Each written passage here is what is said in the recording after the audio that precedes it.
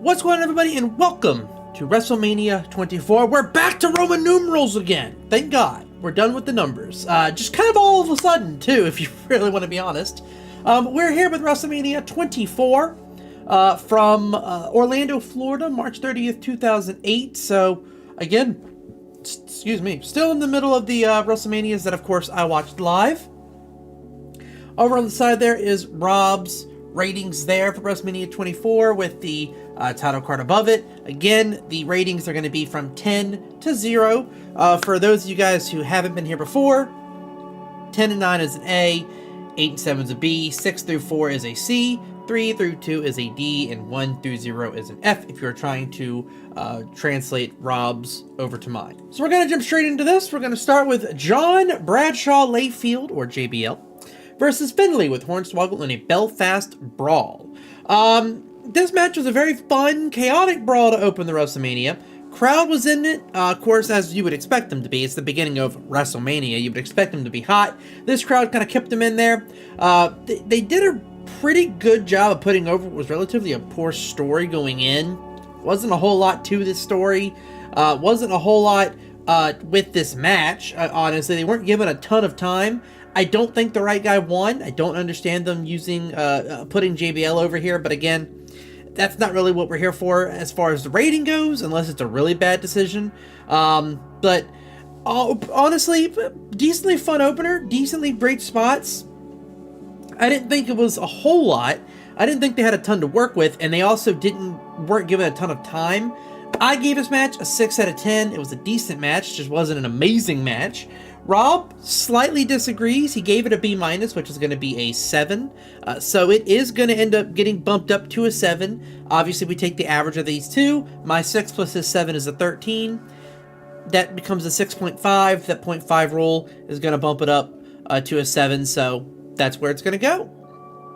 Next up, we have the Money in the Bank match with CM Punk, Carlito, Chris Jericho, John Morrison, MVP, Shelton Benjamin, and Mr. Kennedy, with CM Punk winning.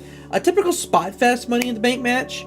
Kind of come to appreciate and expect these by now. You don't really expect these to be great storytelling. You expect a lot of great spots and a lot of new twists and turns with the ladders and such. I thought there were a lot of chaotic falls off the ladder in this one.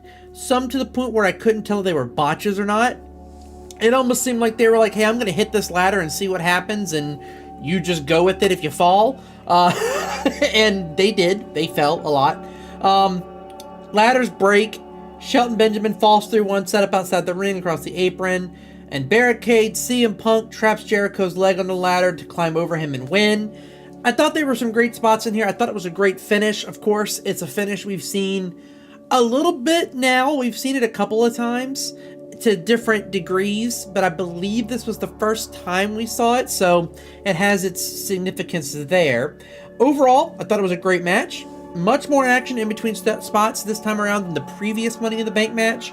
I gave this match an 8 out of 10. Rob agrees. Also gave this match an 8 out of 10.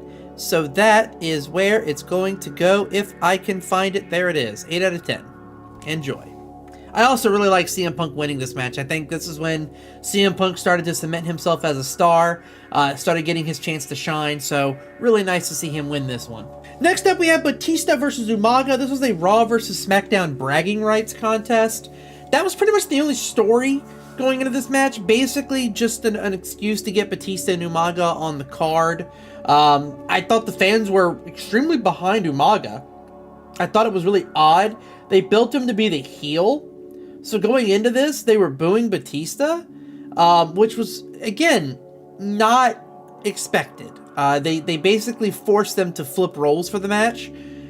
And unfortunately, neither Umaga or Batista chose to do that. Batista stayed doing face things, Umaga stayed doing heel things, which made it even weirder because the crowd was still cheering the heel tactics. So it was an odd match that almost got taken over by fans. It was the cascade of boos when Batista finally won, which was kind of odd. A rough match overall. It was kind of slow. Nowhere near as many impact moves to make this seem convincing or as entertaining as it could have been. Again, I've been pretty open with my love for Umaga. I thought he was fantastic. Batista's always been a pretty big favorite of mine as well. This didn't have the big fight feel, but it seemed to be put together, like, again, kind of last minute just to get them on the card, so it wasn't going to have a big match feel. It resulted in what you expect, a middling match. I gave this match a 5 out of 10. Rob actually slightly disagreed and gave it a 4. It is going to average out to a 5, but yeah, I think Rob kind of agrees with me here. This was not nearly as good as it could have been, so a 5 is where it goes. Next up, we have Kane versus Chavo for the ECW title, and why? So basically, there was a Battle Royal in the pre-show, and the winner of that match was going to get to fight Chavo for the ECW title, and of course, as you can tell, Kane ended up winning, which is why I don't have a true match card for it. I only have the little screenshot from the match, and that's because there was no match card for it, because they didn't know who it was going to be until the match happened, and then the match happened, and it's over in 18 seconds. You guys know I don't like squash matches at WrestleMania, especially not for titles, and especially not ones that are 18 seconds. It's one thing if it makes sense, and it's a long, drawn-out squash match to a degree, but even those still don't get viewed very high. I gave this match a 0. Rob gave this match an F as well. I think a 0 maybe is too much. Maybe we should give it a 1. I'll give it a 1 solely because there was a match here. And it wasn't bad. It was just a squash match, which is trash. But I will accept a 1 here just to kind of treat it fairly. It's not dog shit like Michael Cole versus Jerry Lawler, which is a match I recently saw. That one is going to get a 0. Just spoiler warning there. This match wasn't trash. It was bad, but it wasn't like I am uncomfortable watching this, like some of the ones we'll get to later. And next up we have Shawn Michaels versus Ric Flair in Flair's retirement match. An absolute classic. Everyone knows about this match. Everyone loves this match, even if the action is not the best. But as you can tell, this is also the match of the night for Rob, so what better way to celebrate Ric Flair's absolute retirement? 100%. There's no more matches for Ric Flair after this match. There's none. He doesn't wrestle anymore. Never again. He fucks this up. But we're going to rate this as if we came into this match not knowing if this is going to be his retirement or not. So we're going to pretend like everything else doesn't happen and discuss this in today's match review. What's going on, everybody, and welcome to WrestleMania 24 match review. I am here with the man, the one and only, soon to be super... Nomad. What? I know something funnier than 24. What's that? What's that, Rob? 25. I hate you. We're not on 25. Anyway, welcome to the Shawn Michaels versus Ric Flair review. Well, he's bent over dying over here. This was Ric Flair's retirement match. Beautiful shot that I found on the interwebs here, by the way, of this beautiful kick. Personally, I love this match. I thought the story of this match was phenomenal, the build up to it. I thought this match was actually pretty decent. The in-ring work, not the best. I'm not sure if Shawn didn't actually injure his ribs. He took a moonsault onto the table. Ric Flair obviously moves out the way and he hits the table. I think he did. I'm pretty sure he fucked up his ribs. I mean, he hit, bounced, and you immediately saw his facial expression change. Well, it wasn't just that, but it's like oftentimes the other person will target areas. And that's how you know, okay, they didn't actually fuck themselves up. It's for the match. Flair never once targets his abs. Never once. Matter of fact, Flair almost takes care when he does the figure 4 leg locks to not push him backwards. But when they try to do the bridge breakup, he can't do the bridge. He does it the first time and falls, and then the second time he literally like punches him in the arm so he lets him go. If you watch the match back, the second time he tries the bridge, he hits his arm so he lets him go. He can't do it. The kick up, he can barely do it. So I think he legit fucked up his ribs. So the fact that he still made this match good is a testament to Shawn Michaels. He's Mr. WrestleMania, man. He's Mr. WrestleMania. I thought the story with Shawn not wanting to actually end Flair. I loved the false kicks where he was like going to do it and stopped. That set up a couple figure 4 leg locks. I thought obviously Flair doing all the dirty tactics, the thumb in the eyes, the ripping off the turnbuckle so he could low blow him, stuff like that. It really showed that Flair was not going to just let his career end.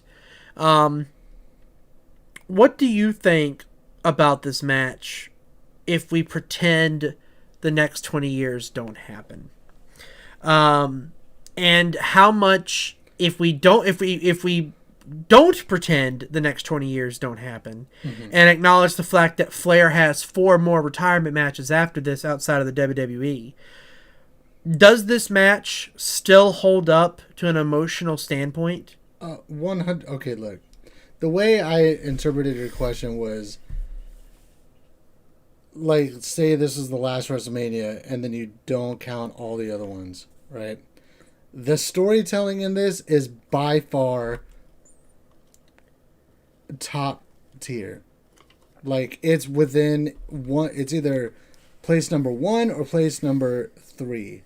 Like, somewhere within there, right? This was fucking phenomenal, glorious, end of an icon temporarily, right? Because he obviously has more matches outside of here. And he also makes numerous appearances in the WWE still, but never as like a full-time wrestler. Mm-hmm. I mean, he's in the next Mania, right? As a manager. He is as the manager of the legends. Yeah. But again, it's also 3 other legends that have also retired, so you can't really get mad at Flair if you're not going to get mad at Snuka, Roddy Piper, and Steamboat from being in a match. But I think for me, I love this match. Mm-hmm. I did have to obviously disband my disbelief at the fact that the man is still wrestling. Yeah, I'm not the biggest Flair guy. I've never been the biggest Flair guy, but I will say this match was just... This match was everything that Flair was good at, even in his youth. And the thing about Flair is he's earned it. I mean, if you go back and watch his stuff in the late 70s, early 80s, early 90s, he was Hulk Hogan before Hulk Hogan, which most people don't really talk about anymore because the people that watched him, they're older now. They're my dad. They're my dad's dad, right? It's that generation. Well, the territories were different in a way of, everyone knew Flair, Bruno Sammartino, and Hogan. NWA produced a lot of people that then became the icons of the 70s, late 70s, early 80s, into the 90s. You know what I mean? Yeah. But Flair was that dude. Like, him and Bruno Sammartino and Hogan were like and Bob Backlund. Bob Backlund was big back then too. Sure, I guess. I don't know. I wasn't really big on... Bob Backlund is the second longest WWE champion. It's Bruno Sammartino, Bob Backlund, Hulk Hogan, Roman Reigns. Gotcha. Okay. Yeah. Yeah, because then, Andre the Giant was real big in France, but everyone over here in the territories knew who he was. You know what I mean? But like Flair just gets you in the fucking heartstrings, man, at the very end. Just give it to me, just do it, and then I'm sorry, it's an iconic fucking WrestleMania moment, man. Yes. And bawled my eyes out when I saw this. Oh, I remember watching this live, and me and my dad were watching it live, and my dad was a huge Ric Flair fan from like WCW days, pre-WWE days. My dad was a huge Ric Flair fan, and he was just emotional at this moment, man. It was such a great match, such a great story going into it, and I think it's best if we just pretend that Ric Flair never wrestles again after this. Yeah. Because a 75-year-old man should not be taking bumps in Sting's retirement match, but here we are. I think a great detail / breaking kayfabe is when Shawn Michaels pins him 1, 2, 3, and then he immediately turns, covers his head, and says whatever he says, kisses him in the forehead, and walks away. Lets him have his moment in front of the crowds. Yeah, but I can only imagine what he was feeling. But it's like I don't even know if it was breaking kayfabe. I feel like because even in kayfabe, they are very close. That was the whole build-up of the match, was that they were close friends, but he was going to take Old Yeller behind the shed and take him out. Like, that was the whole build-up of this match, and it was a great execution. Everything was phenomenal. Everything was picture perfect painted. Absolute 10 out of 10, no questions asked. Mm-hmm. You're not wrong. But yeah, I think that's kind of everything to say about this match. I thought that, again, the super kicks are great, and I wonder, it's weird. If his ribs were actually injured, they didn't impact the match at all. And I think that's a testament to Shawn Michaels. Mr. WrestleMania for a reason. And that's probably why he's been in about a fourth of our fucking reviews. Yeah. Back to me. Welcome back, friends. Like we said, we're going to treat this as if the rest of his career didn't happen and give this man the 10 he deserves. Absolute solid match. Emotional outpouring. Just, it was fantastic. Great storytelling. Honestly, a highlight of Shawn Michaels' WrestleMania career. Definitely a highlight of Ric Flair's career. I thought he was excellent in this match, but yeah, we've already kind of said all that, so 10 out of 10. Moving on. And as if God knew, or Vince, I guess, he thinks he's God, but it's as if he knew he put a classic on this card. And one fuck-up wasn't enough, so he gave us two. We have a Lumberjill tag match. Beth Phoenix and Melina versus Ashley and Maria. You literally had Beth Phoenix and Melina in the match. You had your match. There it is. Right there. The two best women in the locker room right now, besides maybe Mickie James and Trish. But you had the match. Beth Phoenix versus Melina. Why are they together? Why are they fighting Ashley and Maria? Of course they were going to win. That wasn't even a contest. If Ashley and Maria won, I'd be pissed. They had no business in the ring with these two, much less tagging against both of them. And this match was as absolutely bad as you expected it to be. Ashley and Maria looked like they were hitting these two girls with pillowcases. There was nothing impactful about their moves. I feel bad for Ashley and Maria getting fed to these two when this match should have been Beth Phoenix and Melina, but I know why it wasn't. Because Vince McMahon could not have the women potentially upstage the men. No, can't have that. So you fed these two poor divas to the two monsters of Melina and Beth Phoenix. Although maybe that's disrespectful calling them monsters, but you know what I mean. The lights ended up going out on this to where like the production team gave up. Jerry Lawler sucker punches Santino Marella, who was out there with Ashley. Ashley did get to make out with Snoop Dogg, which I guess that's kind of cool. Good job, I'm happy for you. God, I wish I was Snoop, because Ashley's hot, I'm not going to lie. But it's just absolutely just... And then not only that, you had Jerry Lawler, which this is the funniest part of this whole match, is Jerry Lawler. This man is just jerking himself off verbally on the commentary desk, making JR excruciatingly uncomfortable. And then he comes in and be like, no, you're not going to treat Ashley with disrespect. Bam, sucker punch. You just spent 2 minutes oogling and ogling about her attire, and then, oh, because Santino does it, now you gotta be a big... I hate Jerry Lawler. Is it obvious yet? Is it obvious I don't like him?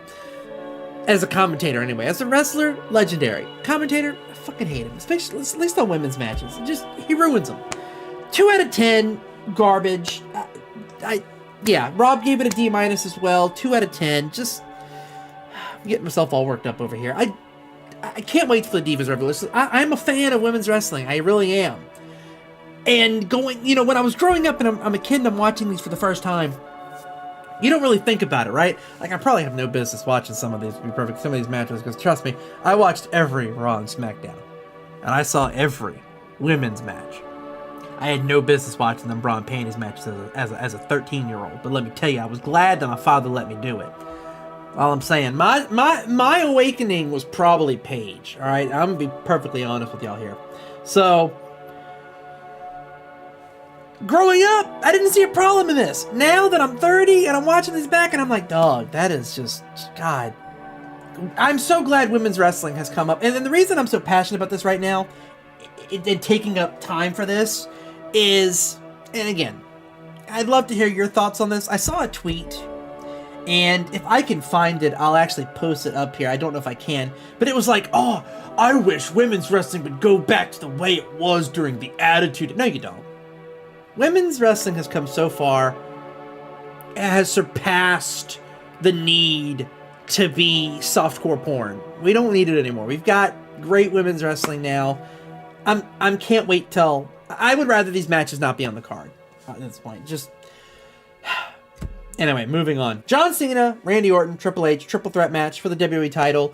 Randy Orton ends up winning, and he's the champion coming in, which is actually a huge surprise. WWE did a poll about 2 or 3 matches before this. It was like, who do you guys think is going to win this match? And Randy Orton had like 4% of the vote. Both John Cena and Triple H were coming back from injury at this time, so everyone thought that one of them was going to get the title for like coming back from injury, and instead Randy Orton won. Prototypical triple threat match for most of it. One person was taken out. The other two would end up, fighting a single match for a bit, and it would rotate around.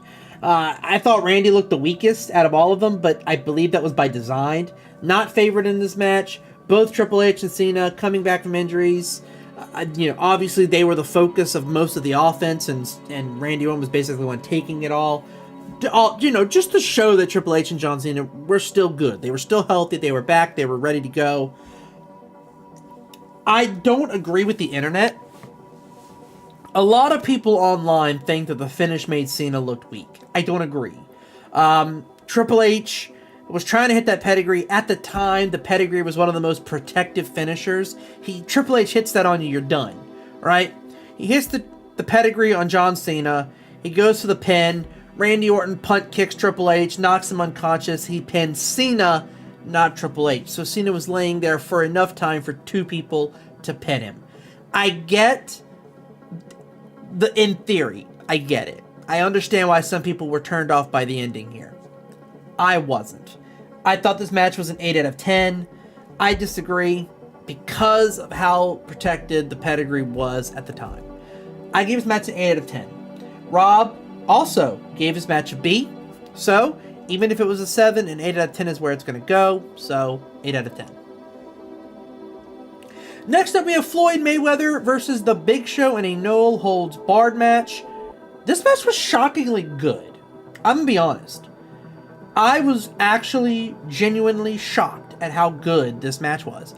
It's not a wrestling match, alright? It's Floyd Mayweather versus Big Show. You know what you're getting, but unlike the sumo match they forced Big Show to be in, this match was actually decent. Big Show looked good.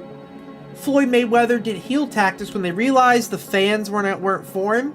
He went heel, and it was great. I thought the way they booked him was great. I thought his selling was fantastic. Like, he looked like Big Show was really fucking him up. We know good goddamn well the size difference between these two. If Big Show actually hit him, he'd die. If Big Show actually stepped on him, he's cooked. He's cracked in half. His chest would cave in like a fucking pretzel. Alright? I know good and well that was fantastic selling by Floyd Mayweather. And you may hate that. I'm not a big fan of him myself, but he was damn good at this, man. Honestly, he's kind of like a little bit of Logan Paul in the sense of obviously Logan Paul is much better at wrestling. But as a seller, that was pretty damn convincing. I enjoyed it. I thought the finish with the chairs and the brass knuckles to actually knock out the much bigger Big Show, I thought it made sense. I thought it worked. They also put Floyd against one of the safest wrestlers he could have had for the spectacle of such a little man versus big man match. Can you imagine if they put him against Khali? He'd die. Putting him against Big Show safe. I thought it was great. I gave this match a 7 out of 10. It's not a wrestling match, but it was fun. I enjoyed it. Rob gave it a C, which honestly, even he thought, I'm pretty sure Rob said he went into this match expecting it to be trash. So the fact that he gave it a 5 is still good. It's going to balance out to a 6. Still probably better than most people thought this was going to be. So a 6 is probably an achievement for a match like this. And finally, we have the main event, Undertaker versus Edge for the World Heavyweight Championship. Another Taker banger. I told you guys, the next 7 are fantastic for Undertaker. This is no different. Absolutely fantastic match. The iconic Charles Robinson ramp run. A little slow at the beginning, and I think Taker's back injury cell was a botch. He hits Edge square. So there's a spot in the match where he's supposed to run into the corner and then miss and kind of hit his back on the way down. Edge doesn't move, so he hits Edge square in the chest with his knee and flips over. Edge acts like it doesn't happen.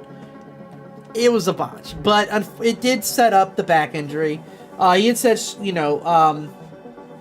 Edge was supposed to move. I'm not sure exactly what happened there.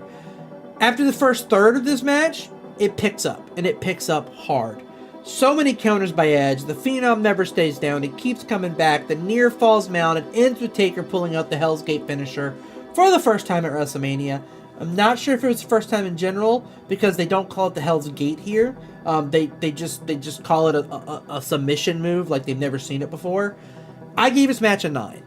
I thought this match was fantastic. The Hell's Gate is one of my favorite finishers because of the way he makes it look, and the way people sell it is always, it looks deadly. People always seem to bleed from the mouth after he hits it on them. I don't know if that's because of the pressure he puts, or they just kind of like bite their lip, or they have like a blood pill or something like that they do to make it look like they're bleeding from the mouth, but it always looks devastating afterwards, and it's a really, really, really fantastic finisher. Rob gave it a B+. That's an 8. Still going to go up to a 9 because of that 0.5 rule, so that is where it is going to go. And I will now calculate the average here for this pay-per-view. And this WrestleMania is going to average to a 6.22, so a C+ average WrestleMania. This is a fantastic event. Had it not had the squash match, and I went on that rant about the women's match. Had they not existed, this is arguably a top 3 or 4 card, if I want to be perfectly honest with you. Had those 2 matches not existed. It happens. We'll take a 6.22, guys. That's all I have here for WrestleMania 24. We'll be back tomorrow with WrestleMania 25 that features my all-time favorite match that I can't wait to talk about. Spoiler alert, it's Undertaker versus Shawn Michaels, and it will be the match review tomorrow because I'm going to talk about it and Rob can suck it. See you tomorrow.